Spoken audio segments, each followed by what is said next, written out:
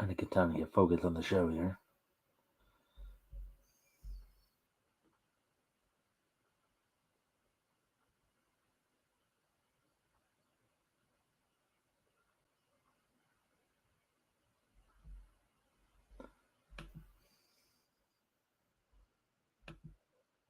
Hello, everybody.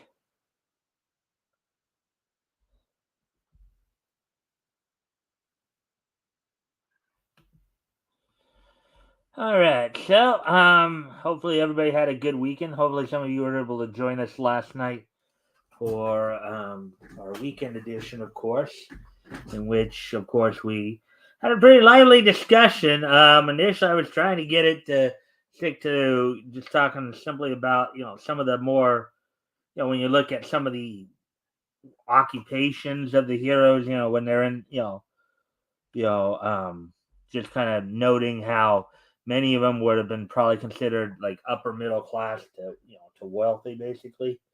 Um, either they were independently wealthy or they were white collar professional type or or they were after white collar they were like self employed. So a very interesting topic to go over when you can.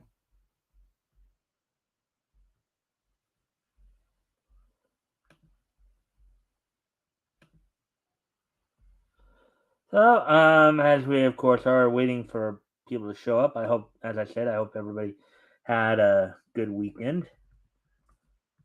Hope you all, for all the mothers out there yesterday, I hope you had a good day with your families.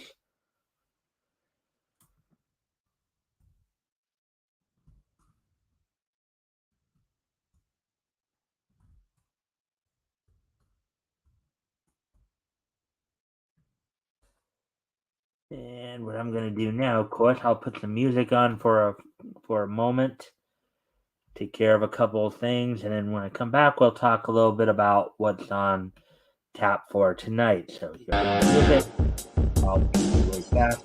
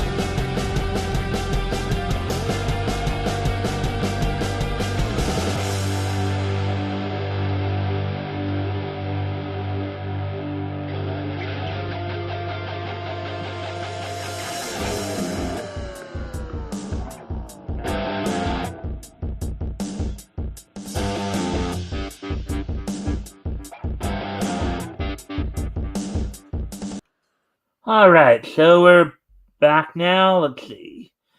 So, and we're at the 5 minute mark. So, okay. So tonight, of course, we're going to go over 3 articles from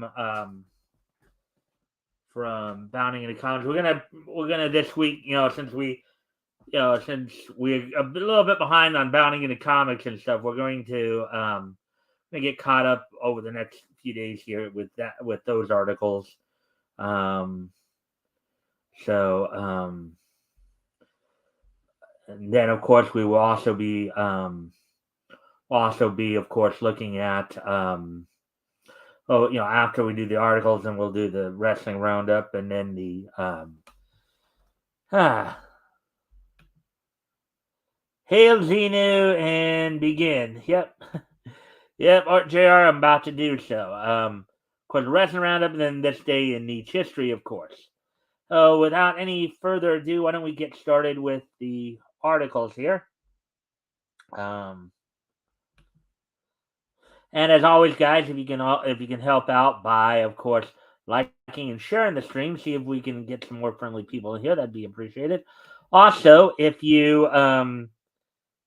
anything here catches your attention, feel free to comment and/or ask questions, and we will answer. I'll try to answer the questions to the best of my ability. So, without any further ado, why don't we go ahead and let's get going here? We now have everything pretty much set up. So, the first article we're going to look at here.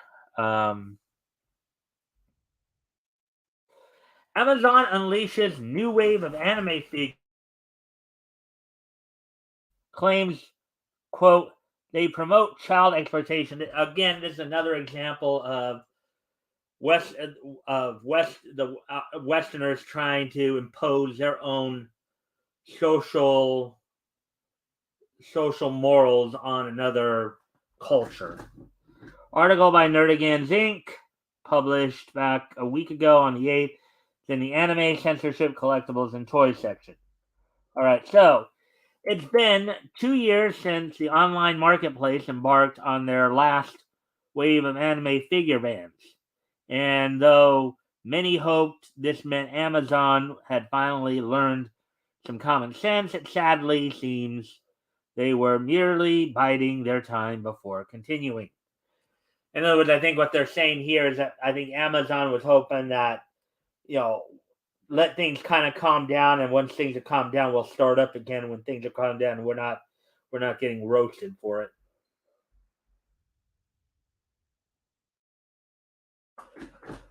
As before, the seller who first brought Amazon's latest bans to public attention was Chuck Gaffney, the eponymous owner of independent anime merchandise retailer Chuck's Anime Store. Um, let's see.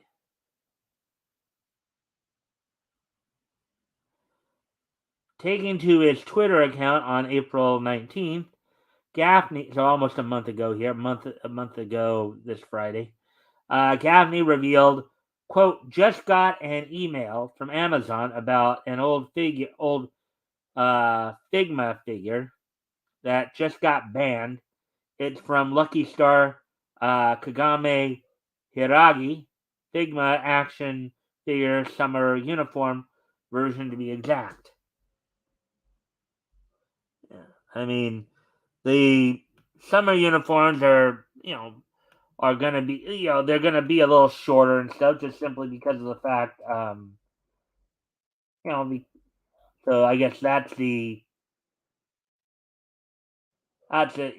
guess the figure they're talking. I'm guessing that Amazon's gonna claim that skirt's too low, but you have to think about it. It's their summer uniform. Okay, if the Japanese people don't find that to be, sexually exploitive, then Westerners shouldn't either. But of course, we have some idiots that do, anyways, right? Hmm.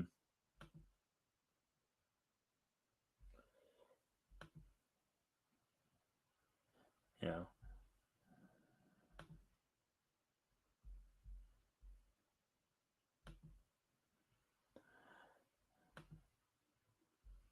Anyway, let's continue on with the article here. Quote: Does Amazon or whoever is doing these anime figure flagging have anything better to do in their day? Unquote. He then asked. Um, Quote: At Amazon, just say you hate Japanese people already. Seriously, there are Barbie dolls and figures from Disney more in bracket explicit. WTF are these bands you've been doing for years now? Unquote. Again, as I said at the beginning of the article here, this is an example of Westerners trying to impose their own social moral compass on another culture. And that's just wrong. If anything, it is a form of racism, believe it or not. It is a form of racism. Not maybe not in the sense that most people think of racism, but it's a form of racism in that they're saying, well, our Western culture is better, is more pure and better than your Japanese culture, and therefore you should bend to our will. It's a form of racism, believing that, you know, they should bend to your will because you're supposedly a moralistically better race than the Japanese people. Tagging official Figma manufacturer Good Smile, Gaffney closed out his frustrations by alerting the company, quote, "Hey, at Good Smile US, these kind of false messages about your products from Amazon have been a thing for years now. Just in case you want to know." Yeah, I mean, that would, if you're a company who's doing these figures, and you've got a group of people who are saying, "Well, this is child exploitation. This is that." It's gonna hurt. It's not gonna just hurt sales, but it's gonna hurt your business as well. It is defamation. Okay, it is defamation. You are defaming their company's reputation by saying that they're engaging in child exploitation when they're not. Um, Anyways, as we continue on with the article here, um, though he would attempt to clarify that he had accidentally identified the wrong Kagami figure as having been banned, bracketed as seen in the screenshot above, unbracketed. In doing so, Gaffney would discover that both versions had been hit, as well as a figure from Green Smile's freeing line, um, depicting the melancholy of Haruhi Suzumiya's protagonist in a black bunny suit.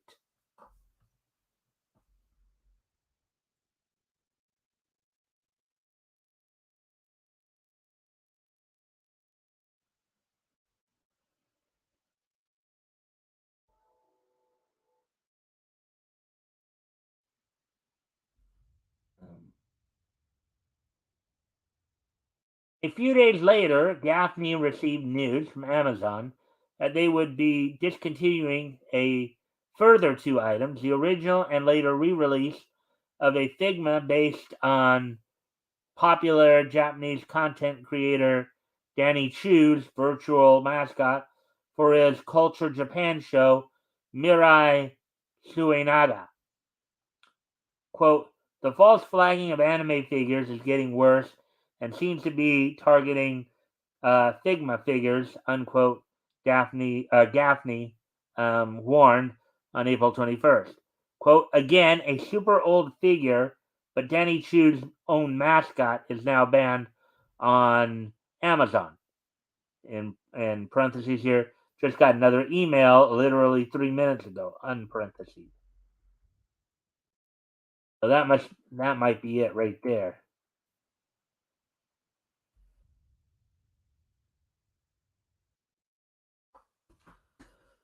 Situation became even more concerning when 4 days later Gaffney received an additional email from Amazon informing him that a figurine of Okusama wa Maho Choji's Asaba Ureshiko, far from scantily clad and simply holding an umbrella, had been officially delisted.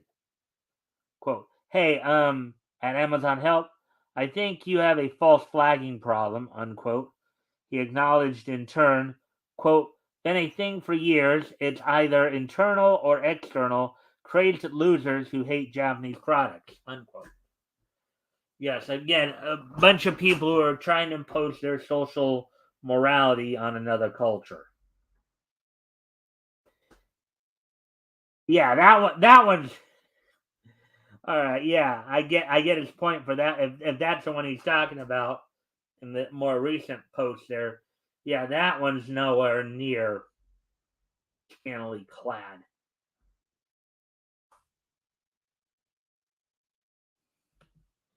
And of course, if you guys haven't already, if you guys can like and share the stream, see if we can get some more friendly people um, on here, that'd be great. Also, if anything grabs your attention, feel free to comment and or ask questions. I'll try to answer the questions to the best of my ability. So, with that, continuing on here, regarding the reason for these figures receiving the axe from Amazon per the emails received by Gaffney, it appears that the site's administration have come to believe that the affected figures, quote, promote child exploitation or depict children or characters resembling children in a sexually suggestive manner, unquote.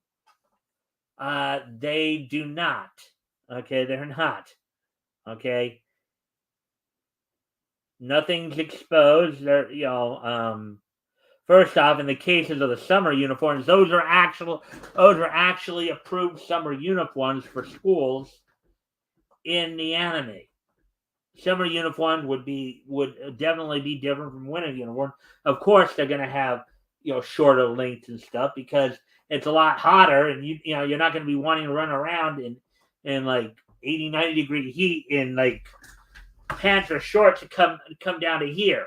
I know you probably can't see what I'm talking about, but coming down knees. I mean, maybe up here, whether you're a guy or a girl, um, otherwise you're gonna be sweat. You're gonna be drenched in sweat, which is not all that appealing. But um, as of writing, Amazon has offered no further insight into or explanation for their decisions, and they won't.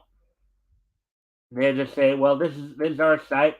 We believe this to be this. We believe this to be this, and therefore, you know, if you don't like it, go somewhere else." One of these days, I'm sure somebody will find another site to use. Will maybe build their own site to compete with Amazon.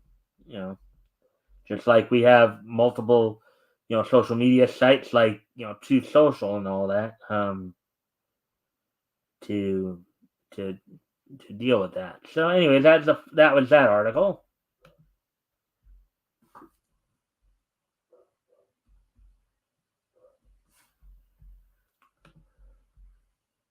So as I said, if of course anything grabs your attention, feel free to comment and or ask questions. I'll try to answer the questions to the best of my ability.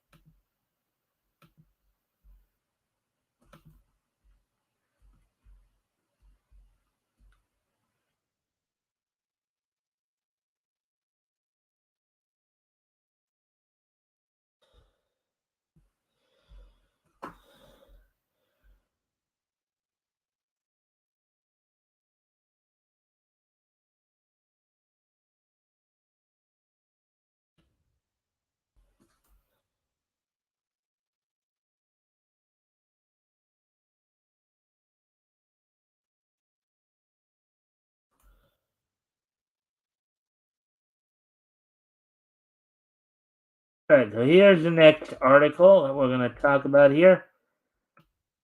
This one's from the video game section, but since it does have an anime kind of connection to it, that's why I'm covering it.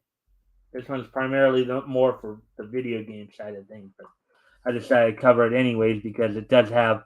It's a video game that has an anime adaptation to it as well. Um, so we'll go ahead and look this over now.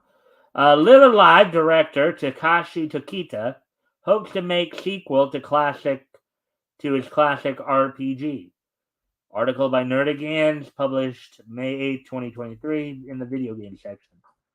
So, after nearly 2 decades, last year saw the classic 1994 RPG Live Alive finally make its overseas debut courtesy of an upgraded remake released for the Nintendo Switch and recently the PlayStation 4, PlayStation 5, and PC platforms. Now, Live Alive, I think, is also has an, as I said, has an anime adaptation too.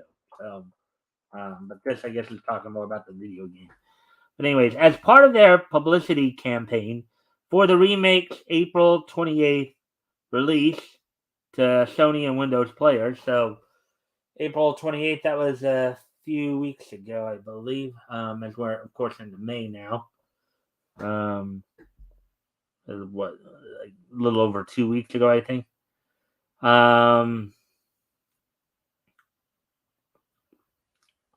Square Enix recently held a yes or no Q&A session with original game director and remake producer Takashi Tokita. Among such base questions that those who have already played the remake already knew the answer to, such as whether or not all the humans have disappeared in Cube's timeline, in parentheses here, no, answered the director, and if the updated release had any new endings not found in the original Super Famicom version. Again, no, in parentheses here. Takita was asked whether or not he would, quote, ever make a sequel to Live Alive, unquote.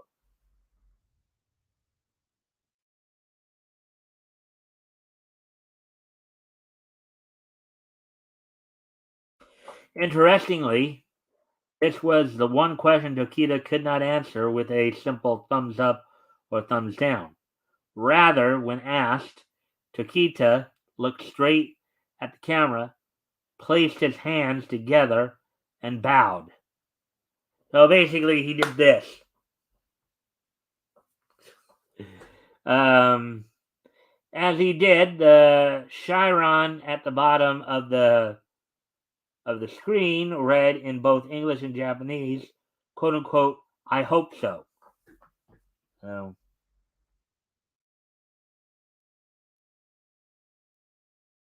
so that's him right there. And I guess this is the chyron they're talking about. The left is Japanese, the right is in English, and then check, just a check mark.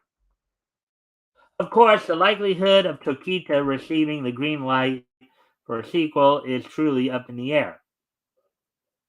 While no hints of a future Live Alive project have been given by Square Enix, the remake sold, in parentheses, as of September 2nd, 2022, over 500,000 units, nearly double the 270,000 lifetime sales of the Super Famicom original, and far from a number to scoff at.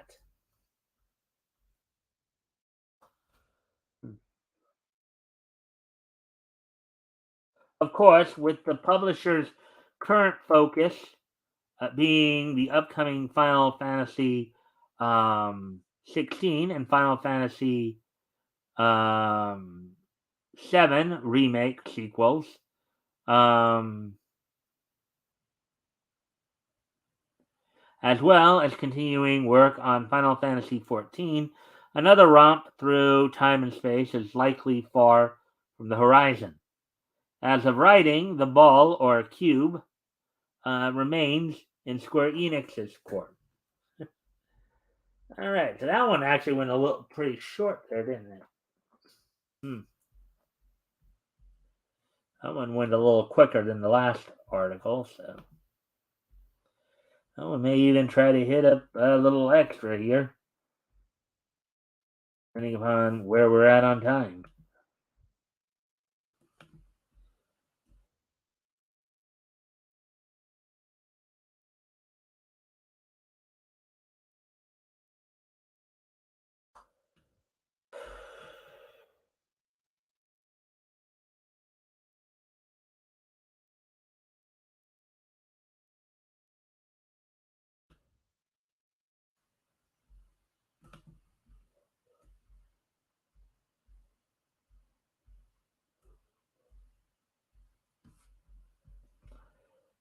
Let me just see something here, see if anybody else come back in. Nope. Oh, we're already up to 20. Okay, so might only be able to do one more, then we'll see how all that goes.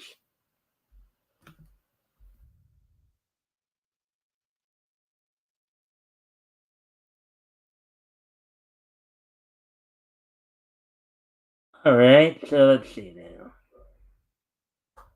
So this was originally intended to be the last article I would do tonight, depending on how fast we get through it.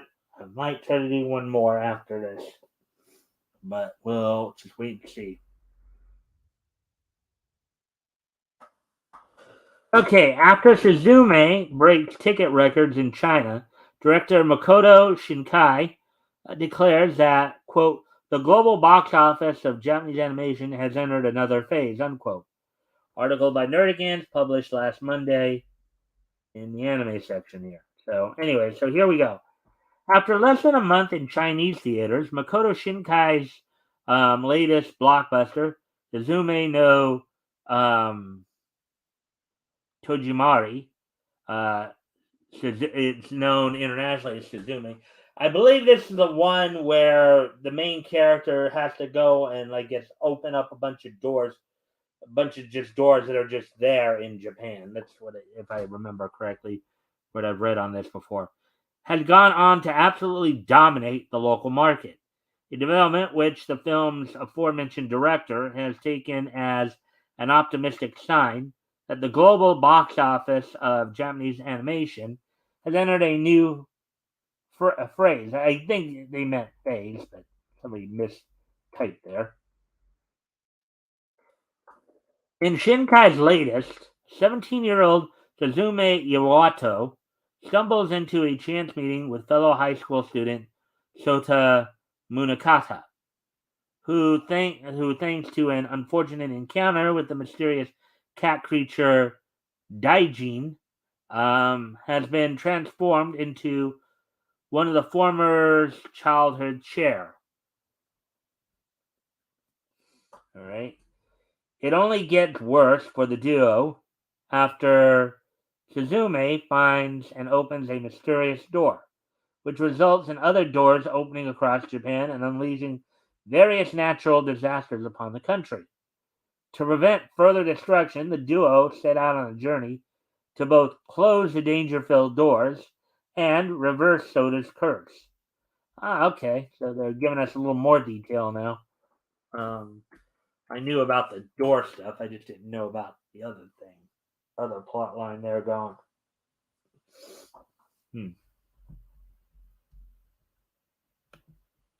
As always, of course, feel free to comment and or ask questions. And I thank you for the like and the share. Hopefully, we can get some more friendly people in here. While the film has been performing well across the globe, according to Japan Times, its results in China have been particularly impressive. There, as of April 18th, Suzume had pulled in 752 million yen, or yuan, which is an equivalent to 14.66 billion yen, in the less than 4 weeks it had been available. In doing so, the film not only quickly surpassed the 4 month revenue of its Japanese release by about $180 million, but also snagged the record for the highest grossing anime film to ever release within the communist country. Now, you might argue that maybe there are some people in China who, with the idea of Japan potentially being fully destroyed, um, that might be somewhat appealing to them, I guess.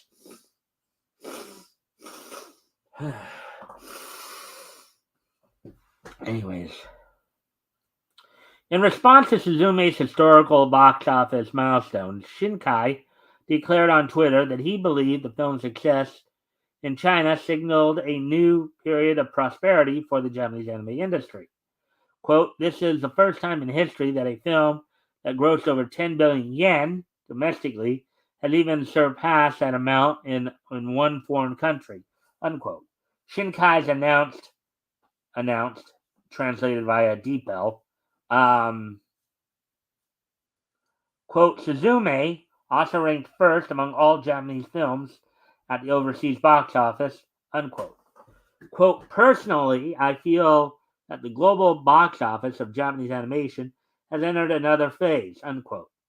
He added, quote, it is also the result of what various other films have been building up to, unquote. All right. Oh yeah, there has been, of course, there has been a steady increase internationally, both in anime and in manga in terms of their popularity. You know, now granted, some of it's been spoiled by the fact that we have localizers here who will decide to put their own ideological spin on things or try to censor things to fit their own personal agendas. But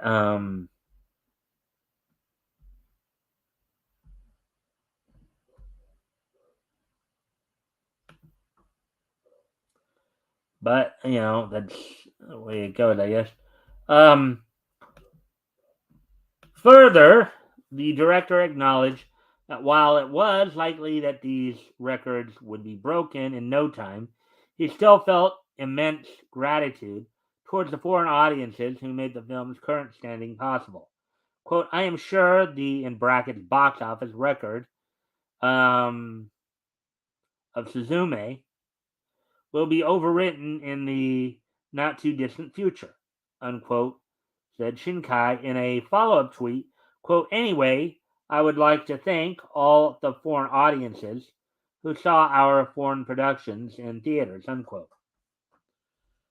Let's see. Signing off with a hint towards his next moves, he ultimately wrote, quote, the box office in Japan will continue. In parentheses here, I will announce the event in the near future, unparentheses, and I will be going to India for the premiere tomorrow. I hope you enjoy it. All right. Unquote.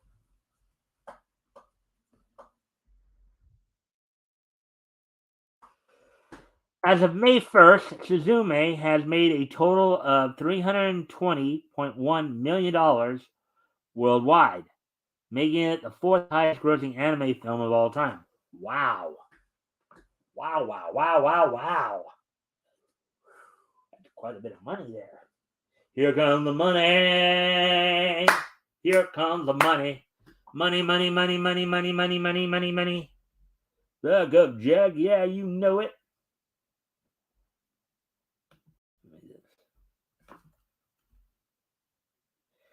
Here comes the money.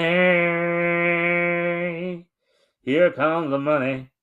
Money, money, money, money, money, money, money, money. Back up, Jack. Yeah, you better back up. Here comes the money. Here comes the money.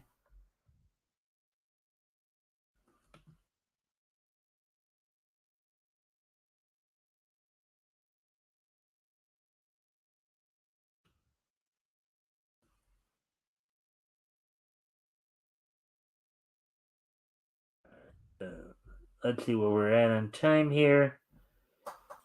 Let's see. It's 35 minutes. I guess I can probably get through one more news story before we head out here. Let's see if I can find one.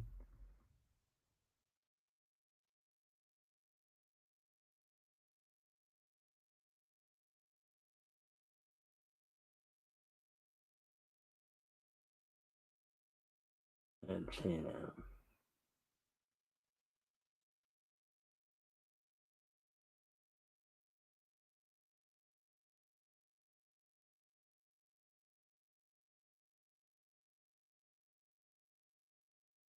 Let's see now. All right, we'll do this one. This will probably be our last article of the night before we start to wrap things up with the wrestling roundup and all that. One Piece creator Eiichiro Oda provides update on live-action Netflix series.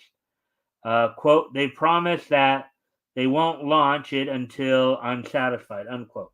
Article by Nerdigans published the 9th, which is last Tuesday. So this would definitely be our last one. So this is in regards, I think, to the live action series coming out. Which, as we know, Netflix has had quite a bit of a history with live action stuff and it not all being good. So let's see now. After Netflix's infamous mishandling of Cowboy Bebop, fans' expectations for the streaming service's upcoming adaptation of One Piece are abysmally low. So, in the hopes of easing fans' concerns, series creator Eiichiro Oda recently shared a personal message of optimism towards the live action take on his seminal manga. To ease fans' concerns, the creator himself posted a message with not only an update on the One Piece live action series, but also the executive producer's personal involvement with Netflix and Tomorrow Studios until 2023. Originally uploaded by Oda in Japanese before being translated by Netflix's official Twitter account, opened his message by recalling his overall experience serving as an executive producer on the live action series. Quote, I've been working with Tomorrow Studios and Netflix for quite some time now, unquote, wrote the mangaka or the manga creator. Quote, even though they understand each of the characters, we obviously come from very different cultures. So when it comes to entertainment, we have different codes, skill sets, and aims. Sometimes it could be frustrating for both sides, unquote.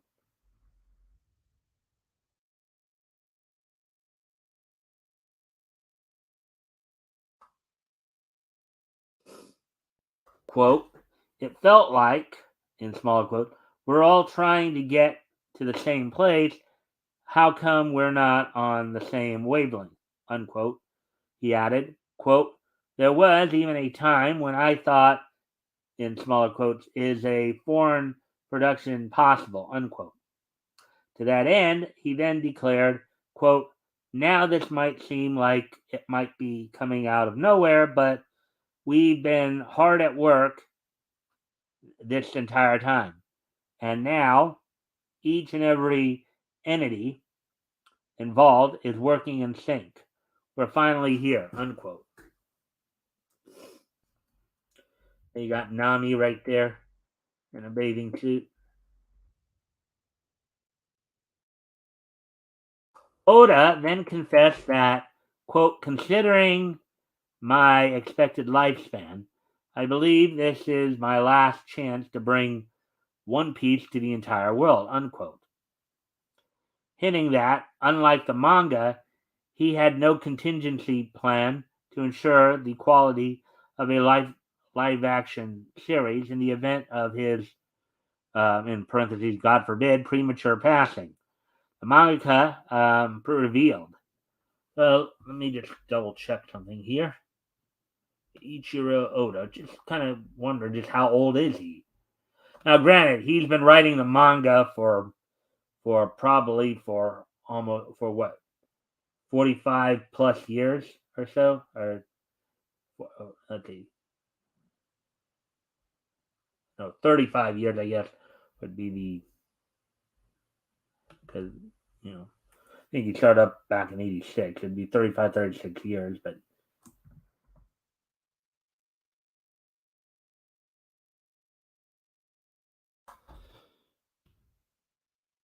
Oh, this guy's pretty much the same age I am. He's just months older. He's 48 already. He basically January 1st, 1975. So he's essentially 9 months older than I am. The way he's talking, though, I almost thought he was like significantly older than that. Actually, that's right. The manga actually came out in the 90s. I don't know why. Probably because I was thinking it was, since they're along in the same company as Dragon Ball, that's probably why I was thinking it.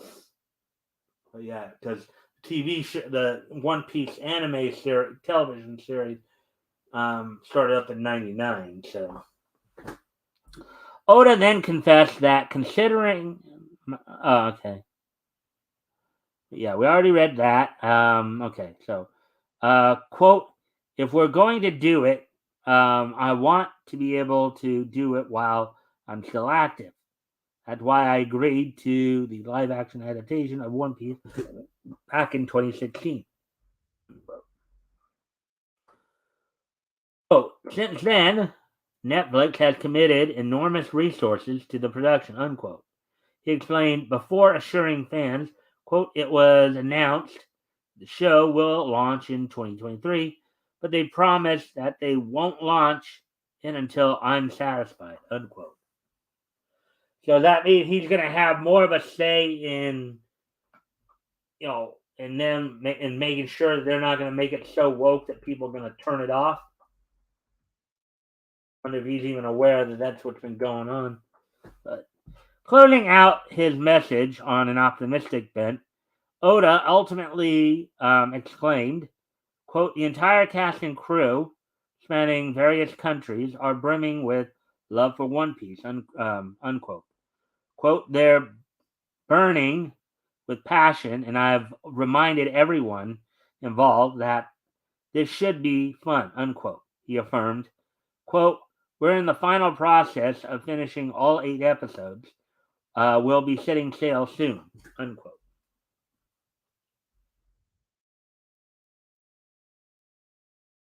Per an alleged script leak provided exclusively to Bounding in the Comics in early 2020, the first episode of Netflix's One Piece will closely follow Oda's original story beats while also expanding on scenes from Zoro's past only hinted at in the manga. Netflix's live action One Piece is on course to break waves sometime in 2023. All right. So there we go with that one. So done with the articles, as it were.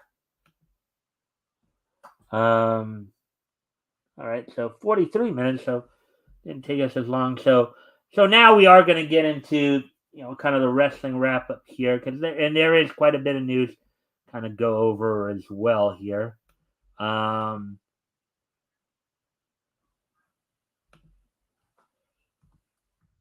First off, we're going to talk, of course, about some WWE news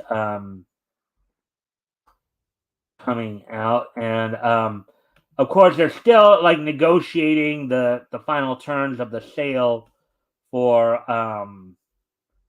of the WWE to Endeavor. Um,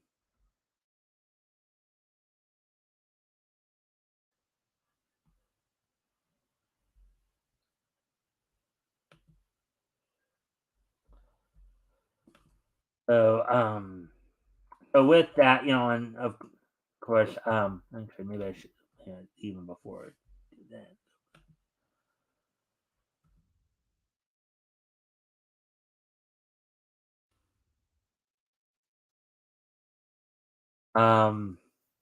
As part of the deal, Endeavor, of course, wants Mr. McMahon to stay. Now, there is some, in terms of some numbers here about how much power the shareholders had. There's one option where Endeavor takes 57% of the company, while shareholders can hold on to 43%.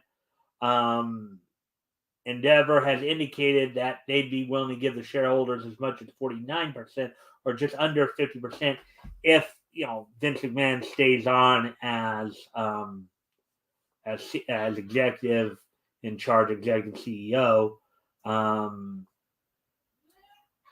And part of that is a lawsuit that was recently filed has been settled due to McMahon trying to assert some power by putting some bylaws in limiting the board of directors, where the shareholders had essentially sued him over those.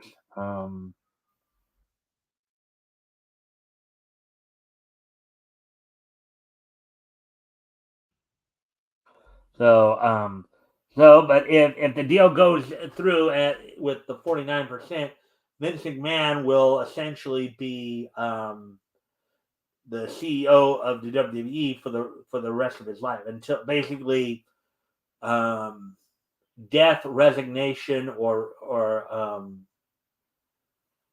incapacity. So also in, of course, WWE news, Bray Wyatt has apparently been taken off of the internal roster page. Now, we don't know what that means yet. We don't know if that just simply means that they're not listing him because they're listing him as a free agent, or if he's actually been let go of the company. Some people have been saying that it's a sign that he may have been let go of the company, but that's still not necessarily. We're still not sure what's going on there. Let's see. Some other news as well. Some people wondered if Mandy Rose, who was let go last year for some stuff on her fan time account, some people have been wondering if she would consider coming back to WWE. The likelihood of her coming back to WWE does seem kind of small, because apparently she makes more money with her fan time account than she does WWE. So unless she really wanted to come back, they talked about if she were to come back, be some kind of deal made to where she might not agree to come back unless they allow her to continue her stuff on fan time.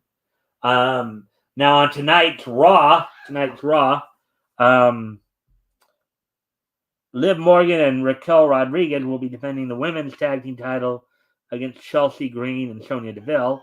Shinsuke Nakamura takes on The Miz, and then there will be a couple guys who will be taking each other on in an Intercontinental title match for the number one contender. Oh wait, actually, it's a number one contender battle royal for the Intercontinental title. So the winner of this, now thus far, it's been said Seth Rollins might be in this. Johnny, they dropped a certain hint that Johnny Gargano might be the one to win this, just because they, I guess, did a test of it on a house show recently with him taking on Gunther for the title. So that might be the next program in the works there. So, anyways, that's just speculation, though, so don't take my word for it. So now, going on to some AEW news. First off, last Friday's Rampage saw in the main event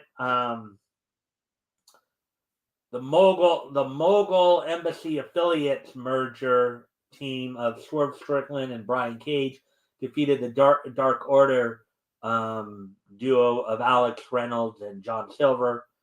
After the match, of course, Gates of Agony came out, and Evil Uno was already in the corner of his two Dark Order teammates.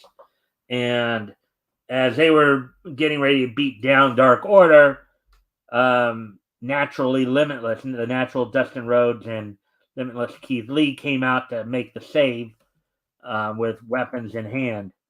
Also, of course, and what was probably considered the best match of the night, Kyle Fletcher defeated Action Andretti. I guess from what I understand, it's supposed to be a kind of a tune-up match for Fletcher's. He'll be challenging. I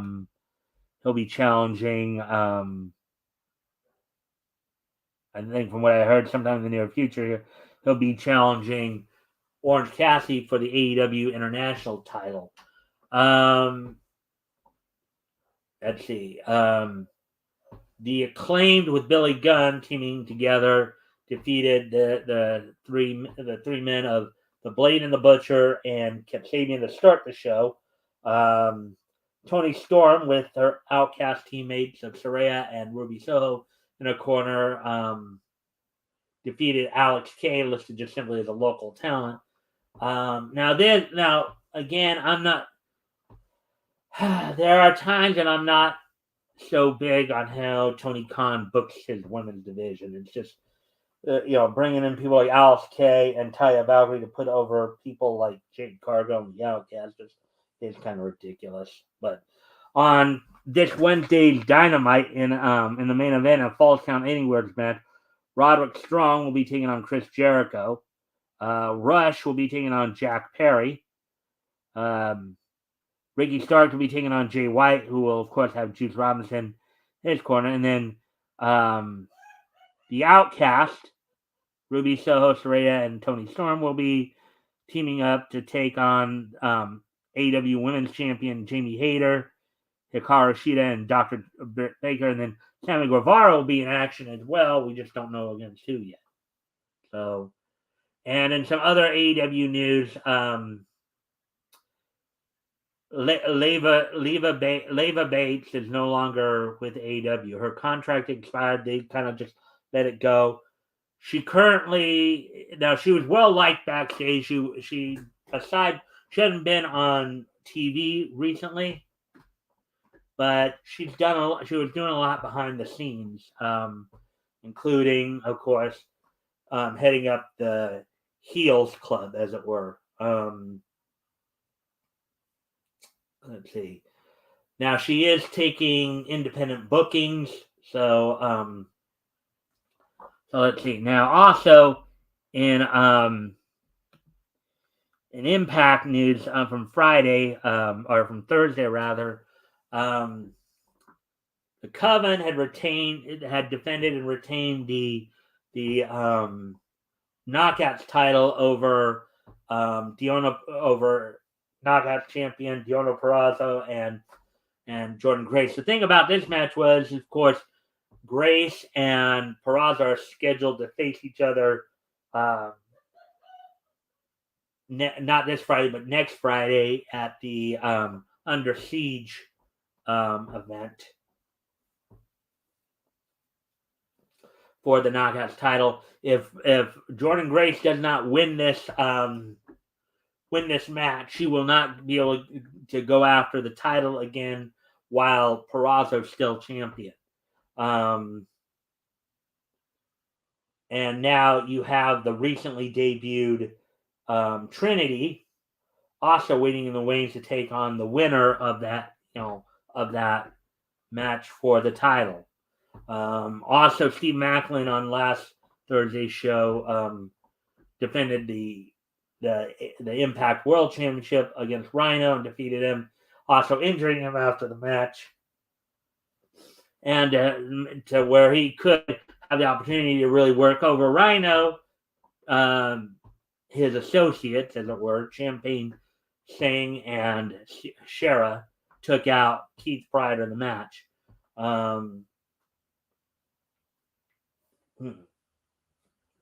Let's see, in other matches, of course, Nick Aldis in his first match in 6 years on Impact. In his first match on Impact Television in 6 years, he defeated Shelton Jean in about 3.5 minutes. Dirty Dango defeated Johnny Swinger in about 1.5 minutes. Let me see. The show started off with Masha Slamovich defeating Killer Kelly.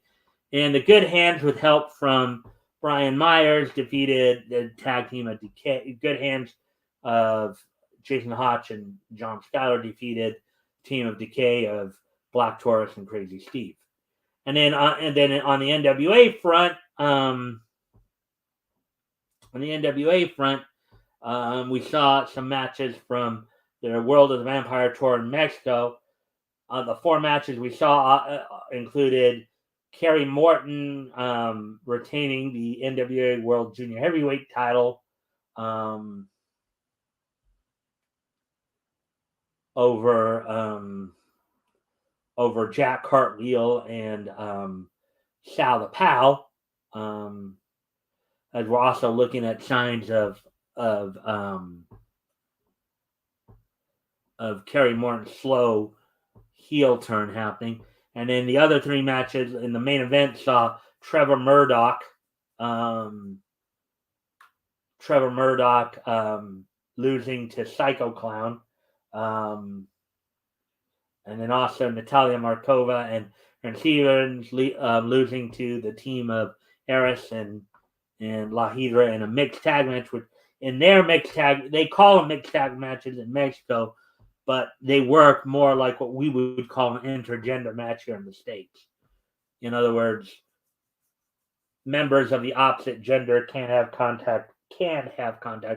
In the States here, if a mixed tag match, only the same gender can have contact with each other. In other words, men fighting men, women fighting women. In an intergender match, you can have, opposite genders having contact. And then they opened up the show with Homicide and Scion teaming up and losing to Commander and Octagon Jr. Also, the NWA announced some of the teams that will be participating in this year's Crockett Cup, which comes to us the weekend of June 3rd and 4th, including NWA World Tag Team Champions La Rebellion, who look to win it this year after coming up short the last couple of years. You have the United States Tag Team Champions of AJ Kazana and Anthony Andrews entered in the tournament. NWA World Champion Tyrus with his tag team partner Chris Adonis will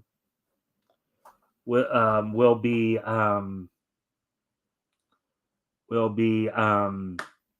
teaming up in the tournament, as well as former rivals now teaming together and becoming allies, Mike Knox and Trevor Murdoch. Magnum Muscle's also in it. We also know that a couple other teams include the Spectaculars of Rush Freeman and Brady Pierce, as well as the James Mitchell-led duo of Maxie Impaler and Judias. So that's all I got for you on the wrestling wrap-up. So now as we start to close things out, we're now get to today being Monday, May the 15th, 2023. Let's take a look back at this day in Nietzsche history. So first off, on this date 90 or actually I think this is actually from 100 years ago today, in fact.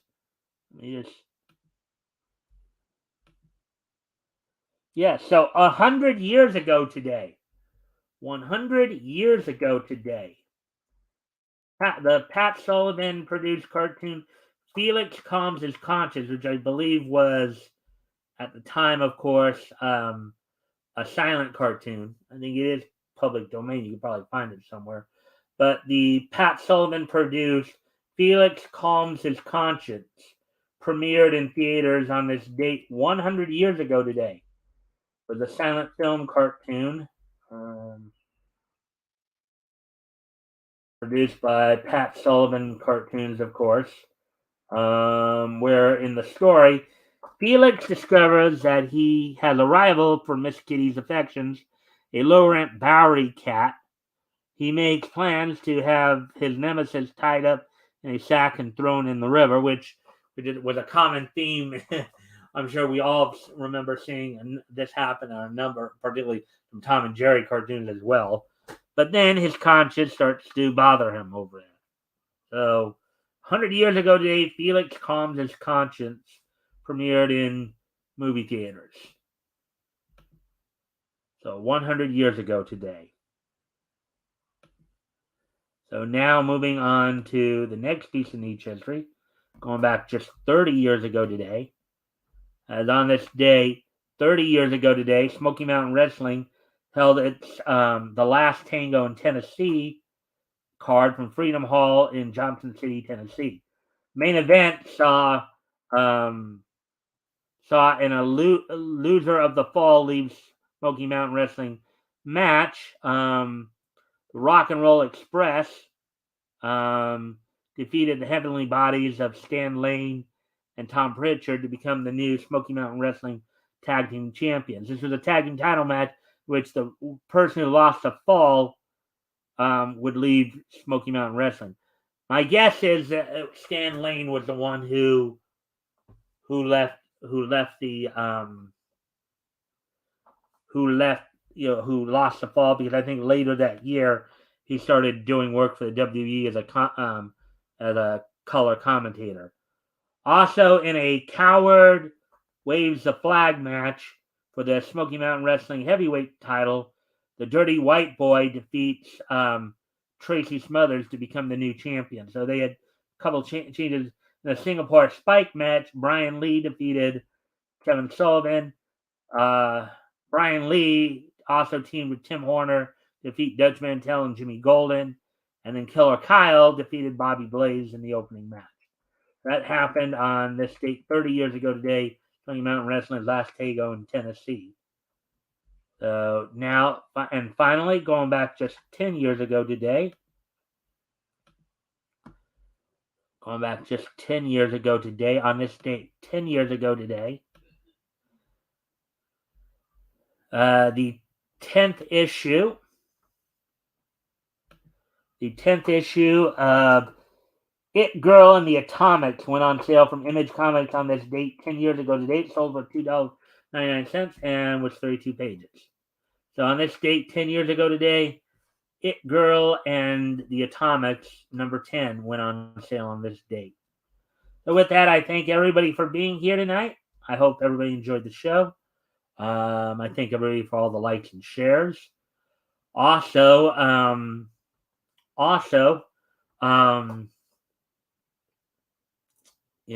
hope to see everybody back here tomorrow night for more Niche News coverage. Also, this Friday, of course, is our weekly historical comic quiz. This week, Rick Piper will be joining me, as we will be looking at comics that went on sale from Fiction House. Some of the features we'll be, of course, going over will include Sheena, Queen of the Jungle, as well as Weird Stories of Supernatural. Also be looking at Jungle Comics number 1, a number of interesting jungle-based heroes in there as well. So with that, I thank you guys for being here, and I hope to see everybody back here tomorrow. Bye.